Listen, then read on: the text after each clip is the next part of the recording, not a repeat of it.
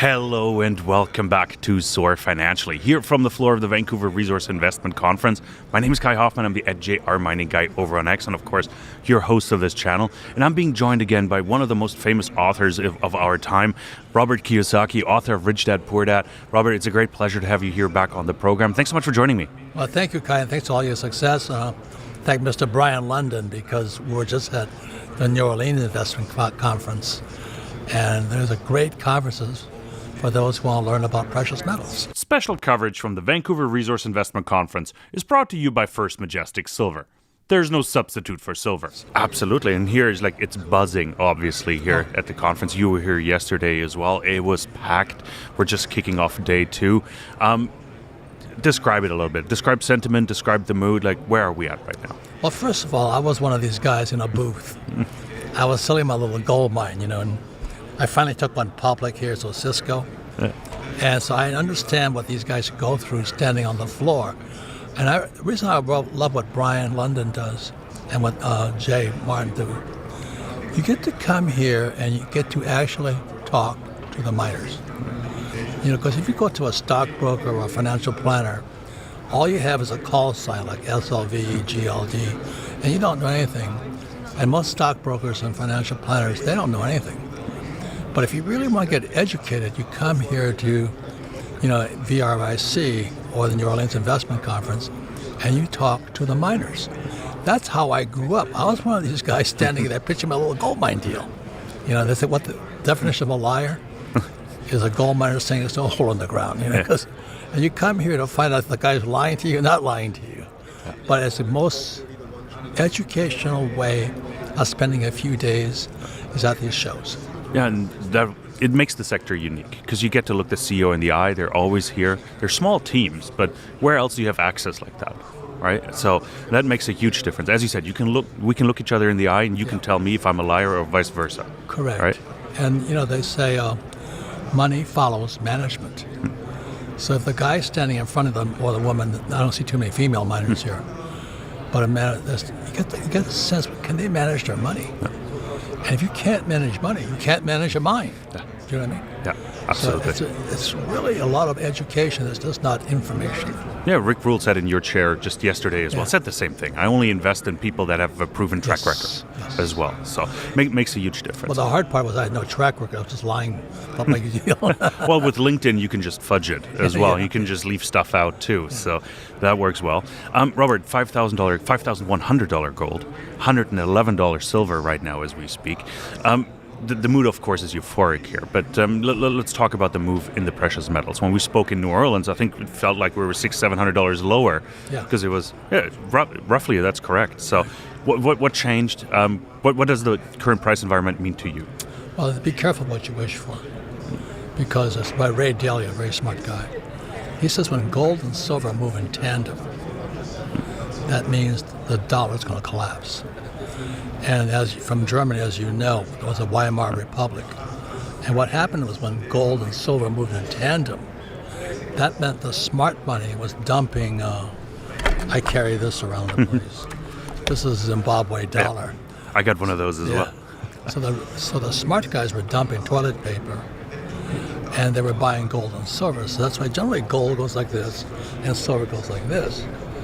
But as Ray Dalio says, when they move in tandem, that means that people who know what they're doing are dumping toilet paper and they're buying gold and silver.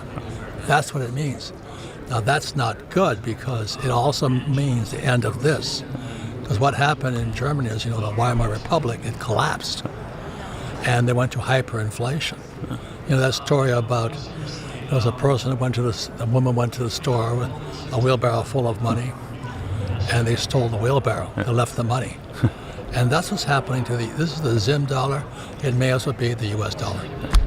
Now, how close do you think we are to that event? If I look at gold and silver, they're doing great. But the US dollar, if I look at the Dixie, for example, is fairly flat.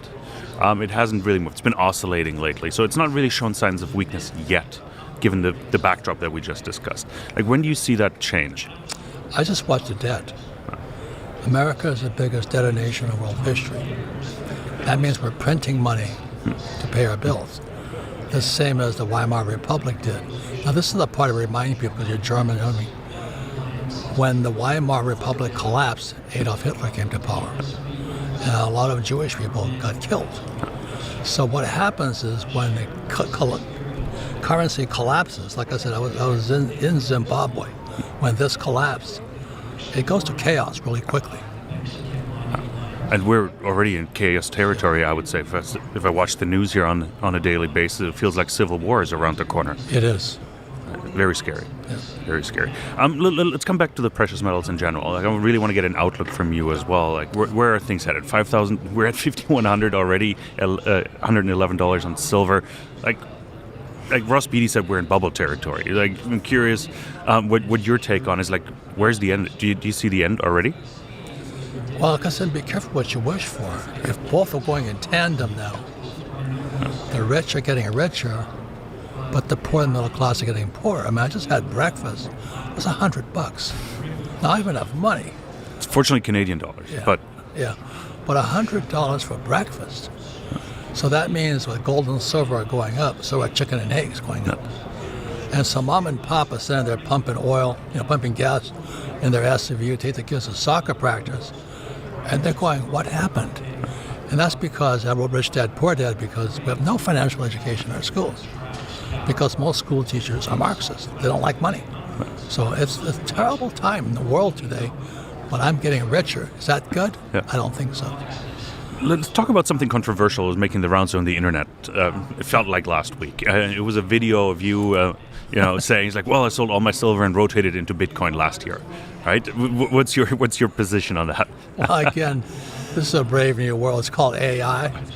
It's artificial intelligence. It's like there's a Chinese guy. He's the Asian guy. So I'm the Asian guy. David Lim. Yeah. We're the Asian guys. So this my gold guy calls up Jim Clark. He says, "Man, you never sounded so intelligent." And I looked at it and said, "That's AI. That's not me.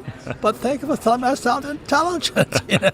I had to crack up because my logic of why I sold, I didn't sell. That was the thing. He says, "Did you sell?" I said, "No, I never sell." But he says it was interesting because he couldn't tell the difference. He's a good friend of mine. I see him, but once a month because I go buy more gold and silver from him. Scary times when it comes to that, because deepfakes. Like, I've seen you've been putting out a lot more posts about silver in a positive way recently, maybe to combat that a little bit. If I could explain that real quickly. Yeah. I'm a student of money. I bought my first silver in 1966. I didn't buy it, I just didn't spend it. But historically, and Ray Dallas is his best, when gold and silver track, that means this is going to end here. So I'm talking to people, hear that warning. What happens if I was in Zimbabwe when this collapsed, what happens if it's the Canadian dollar, the peso, the euro, what happens if your currency collapses? What are you going to do? Hopefully it doesn't happen. But the reason I have so much silver is because my plan was, in case this collapsed, I can still grow out my silver eagles and change for food and money. Gold and silver, money, everything else is toilet paper. Credit, as JP Morgan says, right? I really want to get some advice from you as well for our audience. You wrote Rich Dad, Poor Dad. Obviously, we're in a really difficult time right now. It seems like we're close to a monetary financial collapse here. But what should mom and pop do right now? Like, how do they even protect themselves? Like, what's the bare minimum they can do? That's tough, because a lot of times, I was listening to the other guy on podcasts and YouTube. There's a lot of good guys on YouTube. Yeah, absolutely. A lot of fakes, also. Yeah. But he says the idea of living paycheck to paycheck is a myth. I said today he says they're living from paycheck to credit card. No. In other words, they can't afford to go paycheck to paycheck. So if you are mom and pop and you're living paycheck to credit card, then, as somebody says you brought a punt on second down or something. You better start getting your mind fixed, because they don't teach you anything about money at school. They tell you to save toilet paper. They tell you to get a job, and AI is kicking in. They say, well, if you get good grades, you become a doctor or an attorney. AI is going to replace them. And you see the gold and silver going in tandem. And you look at history from Roman times to the German Weimar Republic. Every time they've tracked, this ended. So the question I asked mom and pop, what do you have that's money? That's the question. So I had tons of gold and silver. I got richer, but I have real money. Yeah. Well, silver is not at $30 anymore. It's obviously at $111. Is it too late to buy? Like, really, it seems like a rhetorical question based on what we discussed. But like, I don't want financial advice, obviously. But I'm just trying to understand: is it too late already? Has everybody missed the boat that doesn't own any precious metals yet? Or, I'm afraid so. Yeah. I mean, it's not that they missed the boat, but they're late, and so it's going to take more money because now gold and silver are inflated. You know, I was buying silver when it was free, basically, and I buy my gold at $30. So I have a lot of it, but I could afford it then. I hate to say that, even I'm fairly wealthy, but when I have to pay $100 for breakfast, it hurts. Yeah, so I don't really have the advice, but I say to mom and pop, this is your greatest asset. Like this left ear and right ear, something sits behind that.